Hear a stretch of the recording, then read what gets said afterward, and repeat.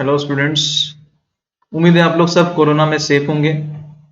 आज हम लोग पढ़ने जा रहे हैं एसिड्स एंड बेसिस के बारे में। ये बहुत ही इंटरेस्टिंग टॉपिक है और बहुत ही मजेदार है। एसिड्स एंड बेसिस के बारे में हम लोग समझते हैं, तो चलिए देखते हैं एसिड्स एंड बेसिस क्या होता है।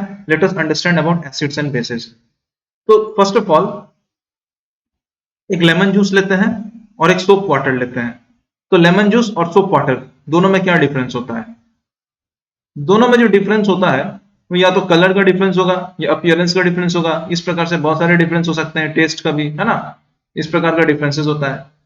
तो ऑब्वियसली हम लोग जब लेमन जूस पीते हैं, जब लेमनेड पीते हैं, तो वो सावर टेस्ट होता है। और जब हम लोग सोप वाटर पीते हैं तो वो सोप वाटर पीते नहीं है। जैसे मान लो सोप वाटर टेस्ट कर लिए नहाते समय, मुंह में चल गया तो वो बिटर टेस्ट का होता है। सोप वाटर पीते नहीं है, कभी साबुन मुंह में चल जाए तो वो बिटर टेस्ट का होता है, यानी कड़वा होता है। तो लेमन वाटर सावर है, सोप वाटर बिटर है। ऐसा क्यों?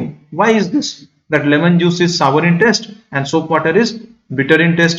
ऐसा क्यों होता है? What is this? Why is this reason? इसके बारे में हम लोग समझते हैं कि why this lemon juice is sour and it is acidic and soap water is bitter and it is basic. तो हम लोग समझते हैं इसके बारे में कि what is the reason behind this acid and base. तो सबसे पहले अभी हम लोग ये जानते हैं कि ये एसिड क्या होता है। What is this acid? Lemon juice sour in taste is acid. Why is it acid? अच्छा, अगर एसिड कहीं पे गिर जाए तो वो जगह जल जाता है, इट बिकम्स बर्निंग। तो वहां पे जो है फ्लेम मतलब वेपर्स, मतलब इस प्रकार से धुआं निकलने लगता है, तो एक बर्निंग इफेक्ट होता है। तो वो जो जगह है वो जल जाता है। So it is a very volatile liquid, it causes burning sensation, burning effect cause करता है।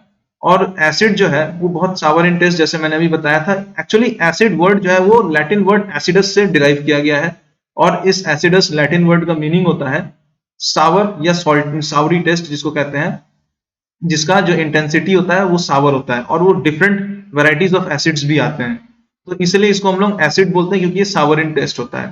तो अब हम लोग समझते हैं कि कौन कौन से एसिड होते हैं। जैसे ऑरेंजेस, लेमन्स, ग्रेप्स, ये सब क्या है? एसिड होता है, इनमें सब एसिड होता है। अब आते हैं हम लोग सोप वाटर की तरफ। What is soap water? Soap water is a base, that is an alkaline, soluble bases are called alkaline. तो soap water is a base, alkali, soluble bases are called alkali. तो soap water जो है, what is this soap water? सबसे पहले soap water जो है वो बहुत ही कड़वा यानी कि बिटर टेस्ट का होता है ना। तो सोप वाटर जो है वो जब भी हम बॉडी पे लगाते हैं तो क्या है, फोम क्रिएट करता है, बॉडी में फोम क्रिएट करता है, और वो बहुत बिटर कंपाउंड होता है, मतलब कड़वा टेस्ट होता है। तो बेसिकली बेसिस कहाँ कहाँ पे? Baking soda, washing soda, quick lime, ये सारे बेस के एग्जाम्पल हैं।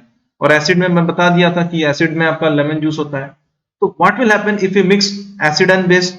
यदि एसिड एंड बेस को मिला दिया जाए तो क्या बनेगा? एसिड एंड बेस को मिला देने पे एक रिएक्शन होगा, एक केमिकल रिएक्शन होगा। उस केमिकल रिएक्शन का नाम होता है न्यूट्रलाइजेशन रिएक्शन। क्या नाम होता है उसका? उसका नाम होता है न्यूट्रलाइजेशन रिएक्शन। तो जैसे एग्जांपल लेते हैं, हाइड्रोक्लोरिक एसिड एक बहुत ही स्ट्रॉन्ग एसिड है, और सोडियम हाइड्रोक्साइड एक बहुत ही स्ट्रॉन्ग बेस है। HCl plus NaOH will give sodium chloride, that is NaCl plus water. ठीक है, तो hydrochloric acid HCl plus sodium hydroxide, NaOH will give sodium chloride, that is NaCl plus water. This is called acid plus base will give salt plus water. This reaction is called neutralisation reaction. इसी को हम लोग कहते हैं neutralisation reaction, यानी कि acid plus base will give me salt plus water. Now what is this salt? ये salt क्या है? यहाँ पे सॉल्ट जो फॉर्म हुआ है वो sodium chloride, NaCl, that is the mixture of hydrochloric acid and sodium hydroxide, उससे वो फॉर्म होता है सॉल्ट। अगर बात करें कंसंट्रेटेड सल्फ्यूरिक एसिड की, तो कंसंट्रेटेड सल्फ्यूरिक एसिड बहुत ज्यादा वोलेटाइल होता है। यदि हाथों में कहीं गिर जाए तो बहुत ज्यादा पेन करता है, जल जाता है स्किन वहां पे। तो इसलिए हम लोगों को कॉशियसली लैब में इसको हैंडल करना है। बहुत ही वोलेटाइल और बहुत ही डेंजरस कंपाउंड होता है कंसंट्रेटेड सल्फ्यूरिक एसिड। तो ये भी एक एसिड की कैटेगरी में आता है। तो हम लोग कैसे डिसाइड कर सकते हैं कि कौन सा सब्सटेंस एसिड है और कौन सा सब्सटेंस बेस है? उसको डिसाइड करने के लिए हम लोग इंडिकेटर्स का इस्तेमाल करते हैं, जैसे लिटमस पेपर इंडिकेटर।